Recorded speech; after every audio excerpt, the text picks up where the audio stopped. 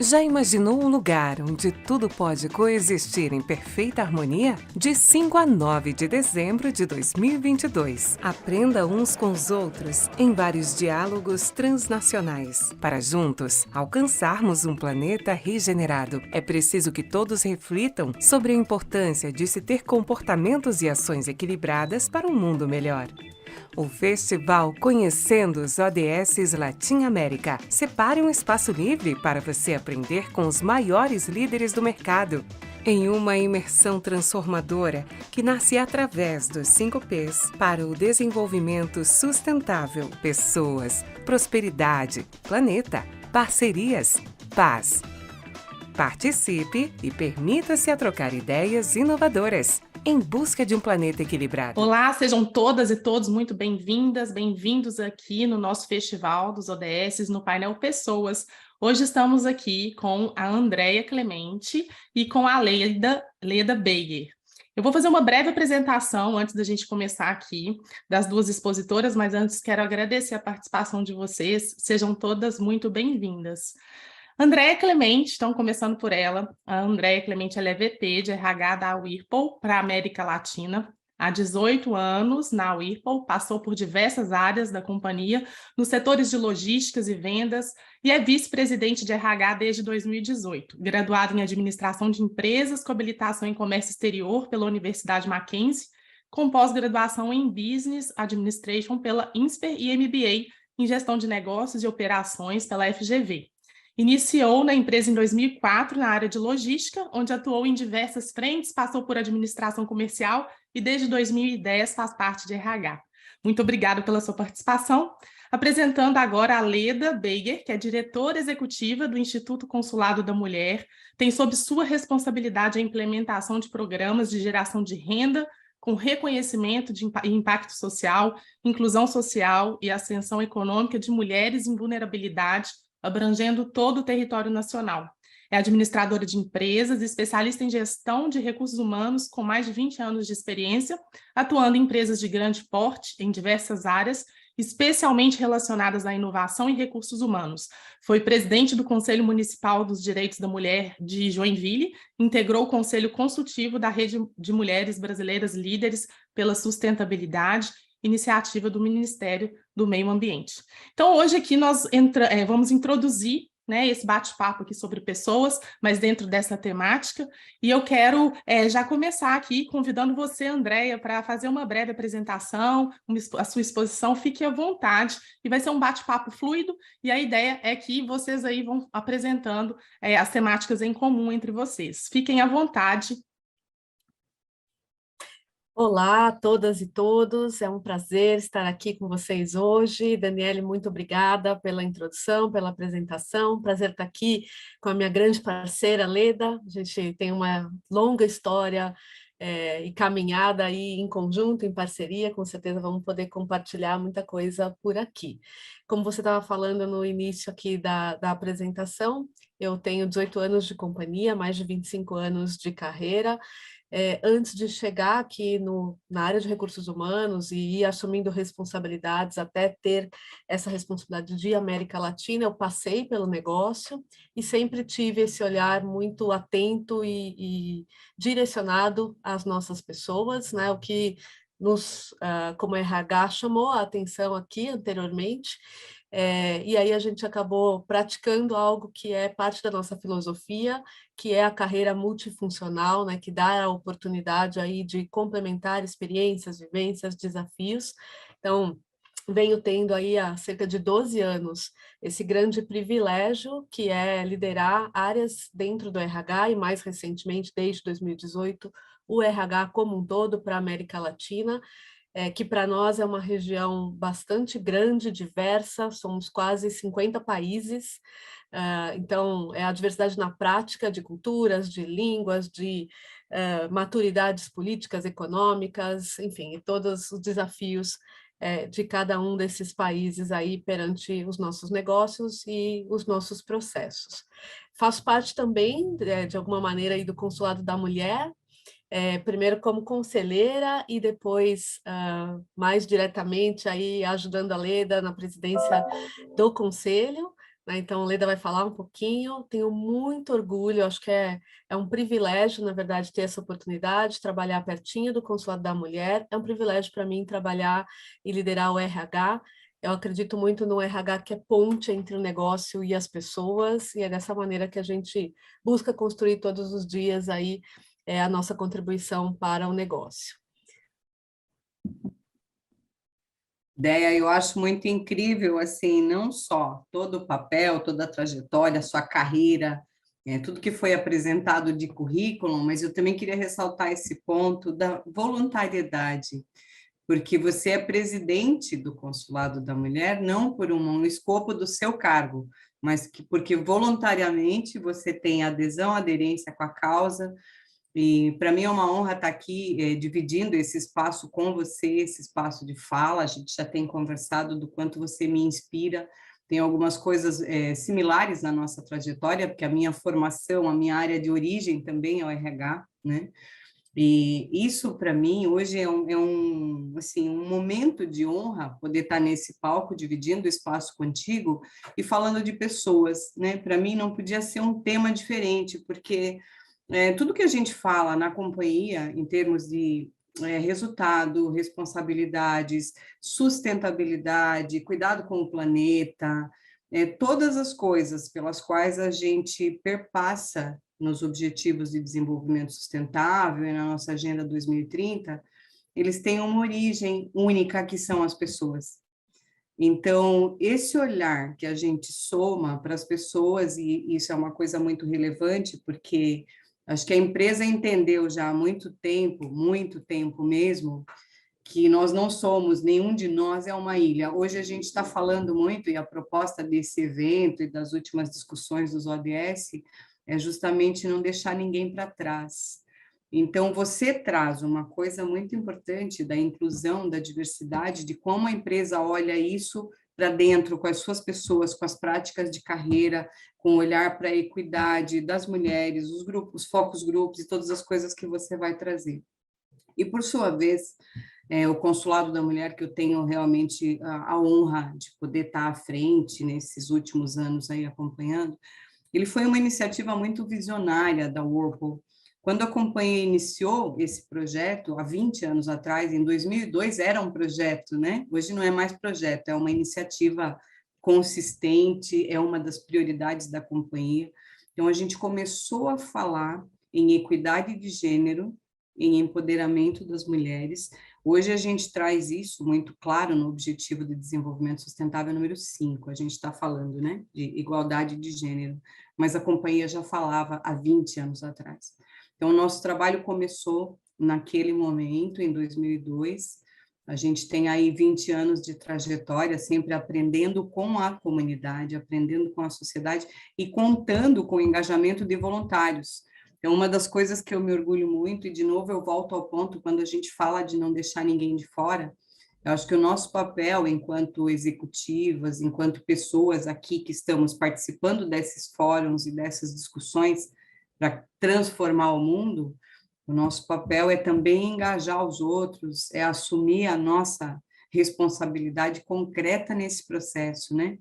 Então, quando a gente fala de não deixar ninguém de fora, a companhia, a empresa também olhou para as comunidades, que não necessariamente são mulheres que são, nesse momento, ou que a gente acha que vão vir a ser, consumidoras, né? A gente não faz uma ação social para nós, as pessoas, então elas vão comprar os produtos da Whirlpool depois. Não, não é isso, de maneira alguma.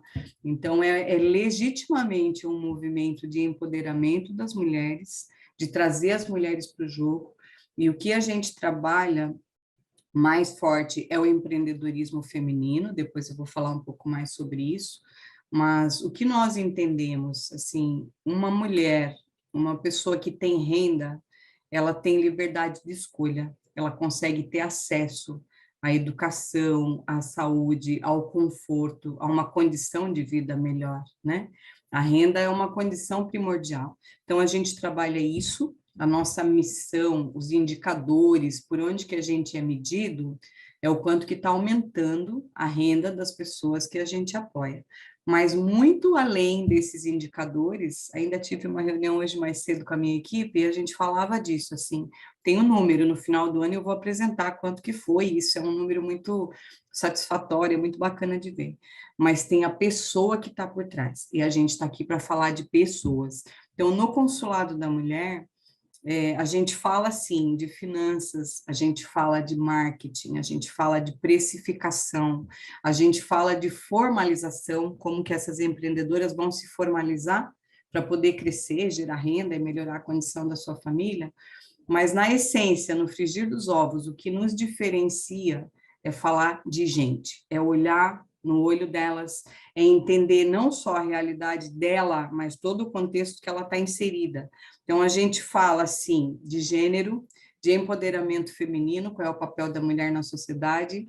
A gente fez uma inovação esse ano, a gente está com um projeto maravilhoso, piloto, de falar com os parceiros sobre masculinidades.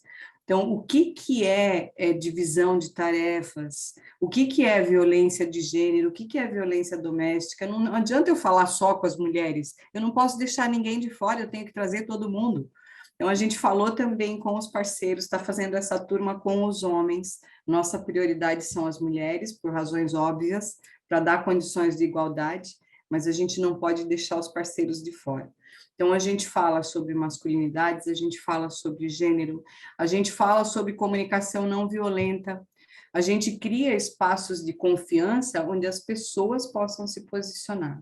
Uma vez que ela se reconhece como pessoa, como ser pertencente para uma sociedade em desenvolvimento e evolução, como partícipe dessa sociedade, aí sim eu posso falar de empreendedorismo, de produto, de preço, de tudo mais. Então, esse é um trabalho que a gente faz há 20 anos e com o apoio de pessoas voluntárias da companhia, assim como a Andrea. É muito legal te ouvir falar, né, Leda? Eu acho que, assim, em primeira instância, você traz algo muito importante para a gente no consulado e na companhia, que é a consistência, né? A gente se move realmente inspirados pelo que a gente acredita, né? Então, como você disse, há 20 anos atrás, a gente começou a debater como é que a gente poderia contribuir nesse tema de equidade de gênero, e o trabalho que é feito é um trabalho de consistência, né? Que tem sido sustentado, tem evoluído ao longo desses 20 anos, antenado com o que está acontecendo no mercado e retroalimentado por ele, em termos de necessidades, tendências, né? Mas um passinho atrás do outro, consistente, aprendendo sempre, né? E um outro ponto que eu destacaria aqui também, que é muito a marca da nossa companhia, em primeiro lugar, acima de tudo, a gente fala de pessoas, né? Com esse olhar humano, né? Então, a gente olha para essas potenciais empreendedoras e muitas vezes faz o resgate, né? Desse ser humano, dessa mulher, que precisa estar fortalecida para começar uma jornada de empreendedorismo, enfim, tantas histórias lindas e emocionantes que a gente escutou ao longo desse tempo nos comprovam que essa é a receita que faz realmente sustentar o resultado, né? Eu vou fazer um gancho aqui. Eu estava estudando sobre os valores da Whirlpool e vocês falam muito de diversidade, inclusão e integridade. E algo que vocês estão debatendo aqui sobre pessoas é falar justamente de forma íntegra o trabalho que vocês fazem na ponta, que é justamente desenvolver a autoestima de quem está lá na ponta, trabalhando a masculinidade, não somente, né, de quem são os colaboradores, mas de toda a cadeia, de toda a participação. E essa é a grande responsabilidade que aqui no festival a gente traz, no encadeamento de todos os pilares, né, dos 5 P's que o festival está abordando, de pessoas, parcerias, pela paz. Você falou, Leda, sobre a comunicação não violenta. Então, como que vocês pensam, e eu acho que isso seria interessante, esse encadeamento, né, de como trabalhar pessoas dentro dessa cadeia de valores? Eu acho que seria interessante para as pessoas ouvirem um pouquinho. Legal, talvez eu possa começar comentando e a Leda pode me ajudar também como parte da companhia, né, o que ela observa aqui. A gente tem, então, esses nossos valores que você mencionou: integridade, inclusão, diversidade, trabalho em equipe, espírito de vitória, respeito. Isso nos guia em tudo que a gente faz. A gente costuma brincar que não está impresso e pendurado em quadros nas paredes da companhia, mas está muito bem traduzido nos processos de pessoas, nas atitudes e comportamentos dos nossos líderes, né? A gente nos guia muito fortemente por esses valores e por um modelo de liderança. E o que a gente busca é muito que as nossas pessoas possam estar aqui na sua integralidade, né? Então, isso no sentido de inclusão e diversidade, muito forte. A gente acredita que é só assim que essa pessoa e profissional, que é um conjunto, que não está separado, né, uma coisa da outra, vai poder trazer o seu melhor, aportar o seu melhor, sua perspectiva, seu trabalho, suas entregas, sendo quem é, com tranquilidade, com respeito, com orgulho, né? Então, a gente vem, ao longo do tempo, trabalhando, além de traduzir nos processos de avaliação de performance, de potencial, mas traduzir nos processos que a gente tem de apoio aos colaboradores. Nós temos hoje um programa global, que a gente chama de Be Well, né? Esteja Bem, que promove o bem-estar dos colaboradores, com foco amplo em saúde mental, saúde ocupacional, financeira, buscando trabalhar o equilíbrio emocional, né? Estar equilibrado, equilibrando casa, trabalho, lazer, buscando entender como é que ajudar, como é que essa pessoa vai ter uma vida mais leve, né? Buscando instigar a curiosidade, né, para o aprendizado contínuo. A gente fala, né, de lifelong learning, né, aprendizado durante toda a vida, né? Que sim, ajuda a desenvolver nossas carreiras, mas nos mantém intelectualmente ativos, produtivos, né? Aprendendo e contribuindo sempre. A gente trabalha também na parte do estar preparado, orientando e ajudando os colaboradores com conhecimentos financeiros de curto, longo prazo, estar conectado, né? Estar saudável. Então, a gente tem falado cada vez mais de saúde física, né? Promovendo essa reflexão e benefícios que possam ajudá-lo a ter uma vida mais saudável, né? E reforçando aí, como a gente falou no início, né? Ser você. Como é que você vai levar uma vida genuína e significativa, que é o que vai te nutrir efetivamente para continuar a tua caminhada profissional. E eu vejo que a Leda, no consulado, com todo o time que trabalha por lá, aplica também, às vezes de maneiras diferentes, mas esse mesmo conceito na formação, no apoio às empreendedoras que são apoiadas pelo consulado, né, Leda? Sim, é a consistência, né, Déia? Assim, a mesma... Não existe dois pesos, duas medidas. Então, a mesma prática inclusiva, respeitosa, o mesmo embasamento de valores que nós temos com as nossas pessoas, que são funcionários da companhia, a gente tem também para as empreendedoras, para os nossos stakeholders de forma geral. E enquanto você falava, me veio um ponto muito interessante na cabeça, é que quando a gente está numa proposta mesmo de engajamento, de fazer diferente, muitas vezes a gente é pioneiro, né? E a gente assume riscos, cada um de nós, enquanto pessoas. Eu tinha um gestor que ele falava, há uns anos atrás, que a gente reconhece um pioneiro pela quantidade de flechas que ele leva nas costas, né? Então, é aquela pessoa que se atreve, que ousa fazer diferente. E uma coisa que eu sempre admiro na companhia, e certamente outras companhias que estejam participando desse fórum, e fica um ponto de reflexão, são os movimentos antecipados. Então, quando a gente falou aí de iniciar uma ação social há 20 anos atrás, priorizando as mulheres, focando nas mulheres, é uma faceta. Mas a gente, por exemplo, começou a oferecer a licença maternidade estendida já de imediato, mesmo enquanto era facultativa. A paternidade estendida. A gente tem focus groups e a gente tem fóruns dentro da empresa, não só para falar de resultado e de hard skills e de competências técnicas, mas eu já fui fórum da companhia falando de maternidade, os desafios da maternidade e quais são as vantagens de uma mulher mãe dentro do negócio. Ela sabe administrar prioridades como ninguém, né? Quem tem um filho em casa chorando, 2 e fralda para trocar, isso ficou muito presente na pandemia. Então, todo esse respeito, quando você fala de valores, assim, isso é uma coisa muito sólida. Eu acho que para todas as empresas ou agrupamentos, o valor ele não é uma coisa de estar na parede, mas a gente tem que estar respirando isso. Então, a gente teve um período de pandemia extremamente desafiador.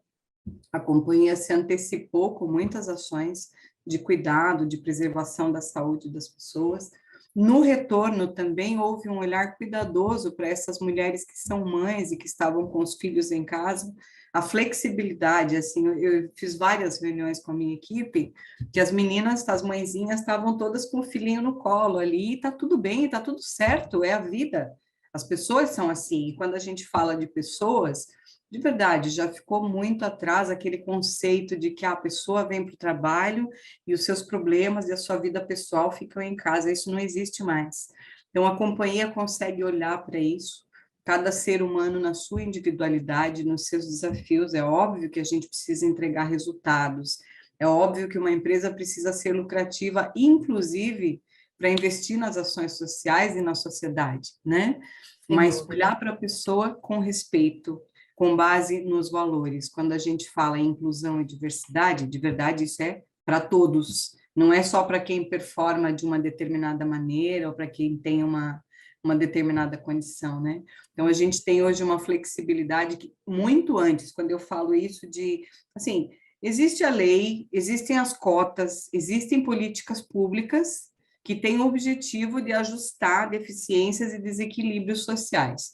Mas quando a gente se antecipa, e a empresa já faz isso sem esperar a lei, né? Por exemplo, o benefício do home office. Cara, a gente tem isso muito antes, inclusive de se Muito falar antes em da pandemia, pandemia, muito antes da verdade. pandemia, né? E Muito verdade. permanece. Então, isso é transformação, esse é olhar para pessoas na prática, né? E você falando da pandemia, né, Leda, e do cuidado que a gente teve, que foi muito real, e não só o RH, as lideranças também com as suas equipes, e aprendemos muito ao longo do caminho, não foi fácil, né? Mas me lembrou, por exemplo, de um dos benefícios que a gente tem aqui, que é a concessão do berçário, né? Que a gente tem, de alguma maneira, em todas as unidades, aqui em São Paulo, em Manaus, Manaus via creche, em Joinville, em Rio Claro, e são, na maioria das nossas unidades, lugares dentro, berçários, dentro das nossas operações, né, dentro das nossas plantas, dos nossos sites. Na pandemia isso ficou fechado por um tempo, até por recomendação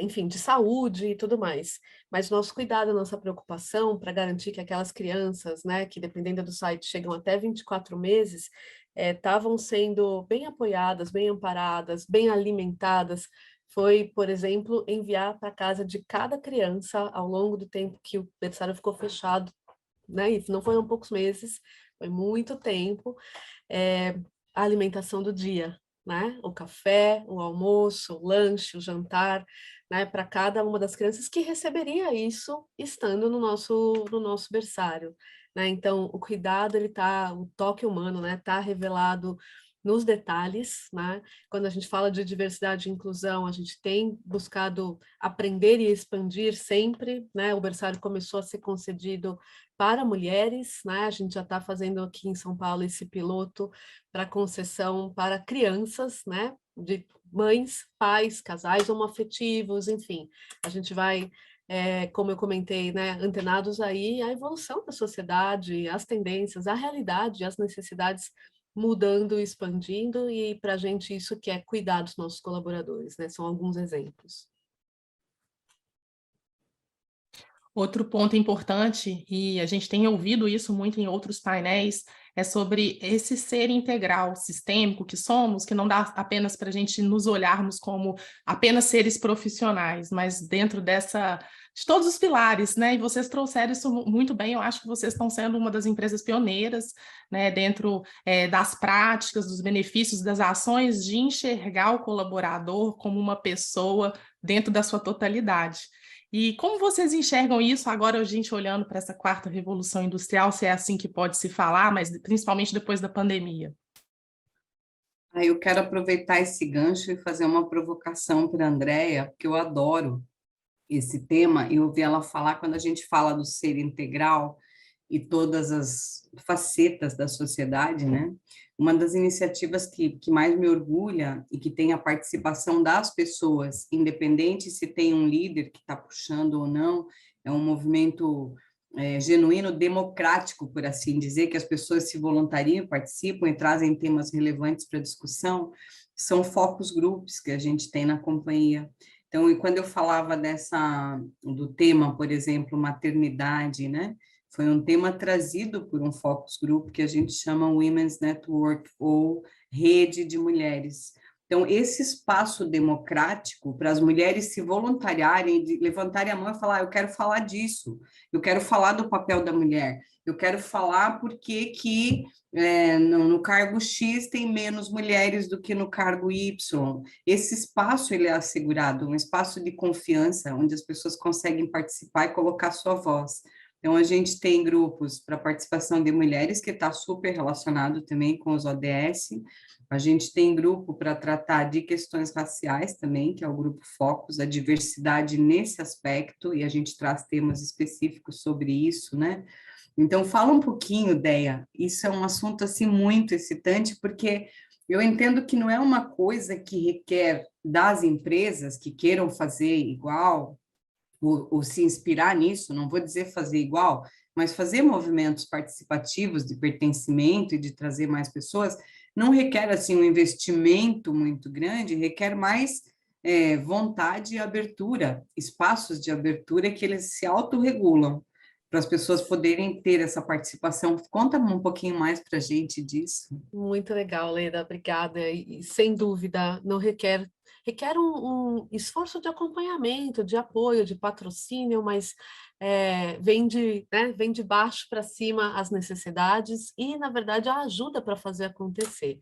Hoje a gente tem o que a gente chama aí de Employee Resource Groups, são os grupos formados pelos colaboradores, né, que se conectam com causas, com marcadores sociais, enfim, temos gênero, temos o racial, né, o de equidade racial e de LGBTQIA+, como grupos já organizados na companhia, mas também temos trabalhos paralelos, aí mais liderados pelo RH, na parte de o que a gente chama de disabilities, né? Enfim, para tratar também pessoas portadoras de deficiências ou de necessidades especiais.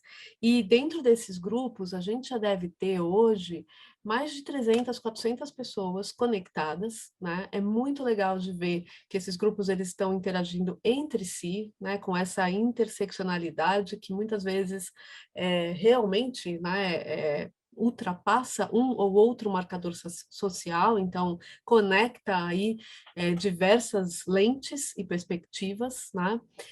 Nasceu deles muitas provocações, né? Esse tema do berçário que a Leda comentou, tema de sala de lactação, palestras dentro da companhia, né? Que também nos tem desafiado a repensar algumas coisas, repensar benefícios, repensar processos, enfim, o tema de plano de saúde, por exemplo, né, Leda, que a gente concede para casais homoafetivos, já existia desde, eu acho que 20 anos atrás, né?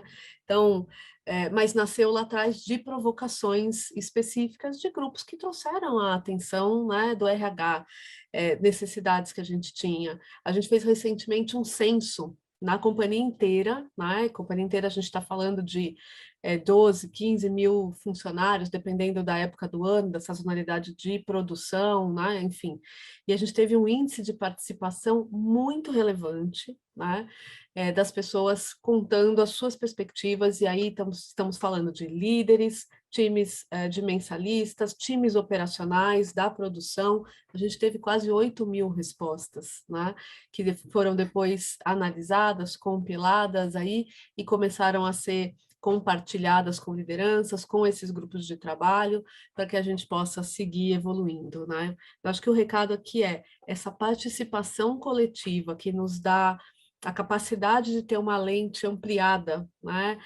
Das oportunidades, das necessidades, e essa força de apoio na realização, na execução, tem nos permitido, sim, avançar, nos provoca muito, né? Mas também tem sido parceira para ajudar a gente a fazer as coisas acontecerem aqui dentro. Eu quero aproveitar agora do ganchinho, Déia, e vou voltar para a pergunta da Dani, somando já com o que você trouxe. Então, a gente fala em indústria 4.0, a gente está falando de processos, de velocidade, de processos ágeis, e todas as questões de um De processo automação, de sim. automação, exatamente, tecnologias, né? E aqui a gente está falando do outro escopo, então vamos falar de pessoas 4.0. O que que eu enxergo, assim, particularmente como um grande desafio para nós, quando a gente fala da quarta onda, por assim dizer, de pessoas. Eu acho que a gente tem hoje estruturas extremamente flexíveis e híbridas. Então, quando a Andrea fala, por exemplo, que vem de baixo, né, não precisa ser um executivo, um líder, pode ser uma pessoa que está lá na produção e ela traz um tema relevante. Por exemplo, olha, eu tenho um companheiro, estou casado há X tempo, como que eu não posso colocar meu companheiro no plano de saúde? Então, isso não vem via hierarquia, né? E acho que esse desafio, esse outro modelo que a gente está, é justamente organogramas flexíveis e híbridos, aquelas estruturas antigas onde nós tínhamos um diretor, um gerente geral, um gerente, um chefe, né? E as decisões, elas tinham que seguir esse fluxo, e as aprovações também, isso não existe mais. O que existe é um modelo muito dinâmico, de acordo com o desafio. Então, quando a gente está falando aí vamos pensar em questões de LGBTQIA e A+. Quando a gente vai falar sobre isso dentro da empresa, eu tenho que dar voz para quem tem lugar de fala, para quem pertence ao movimento, tem legitimidade e representatividade, não é necessariamente alguém que tem um cargo para falar disso, mas quem vai ter mais propriedade e domínio sobre o tema é uma pessoa que tenha lugar de fala. Isso nos chacoalha e mexe com as estruturas todas. Então, eu já tive desafios, por exemplo, na minha equipe, de falar de questões raciais. Como que eu vou falar de questões raciais se eu sou uma mulher branca, hétero, incluída e por aí vai? Então, não necessariamente sou eu a pessoa mais qualificada para falar disso e de falar quais são as ações afirmativas e onde que as coisas doem e o que que precisa ser ajustado, né?